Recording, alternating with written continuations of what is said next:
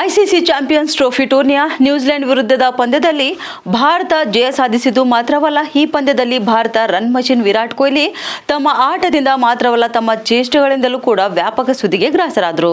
Dubai ಅಂತಾರಾಷ್ಟ್ರೀಯ ಕ್ರೀಡಾಂಗಣದಲ್ಲಿ ನಡೆದ ಪಂದ್ಯದಲ್ಲಿ ಮೊದಲು ಬ್ಯಾಟಿಂಗ್ ಮಾಡಿದ ಭಾರತ ತಂಡ 249 ರನ್ ಕಲೆ ಹಾಕಿ ನ್ಯೂಜಿಲೆಂಡ್ಗೆ ಗೆಲ್ಲಲು 250 ರನ್ ಗುರಿ ನೀಡಿತು. ಈ ಸವಾಲಿನ ಗುರಿಯನ್ನು ಬೆನ್ನು ಹತ್ತಿದ ನ್ಯೂಜಿಲೆಂಡ್ 45.3 ಓವರ್ನಲ್ಲಿ 205 ರನ್ ಗಳಿಸಿ ಆಲ್ಔಟ್ ಆಯಿತು. ಆ ಮೂಲಕ 44 ರನ್ಗಳ ಅಂತರದಲ್ಲಿ ಪಂದ್ಯ ಸೋತಿತು. ಈ ಪಂದ್ಯದಲ್ಲಿ ನ್ಯೂಜಿಲೆಂಡ್ ಪರ ಕೇನ್ ವಿಲಿಯಮ್ಸನ್ ಭರ್ಜರಿ ಬ್ಯಾಟಿಂಗ್ ಪ್ರದರ್ಶನ ನೀಡಿದ್ರು.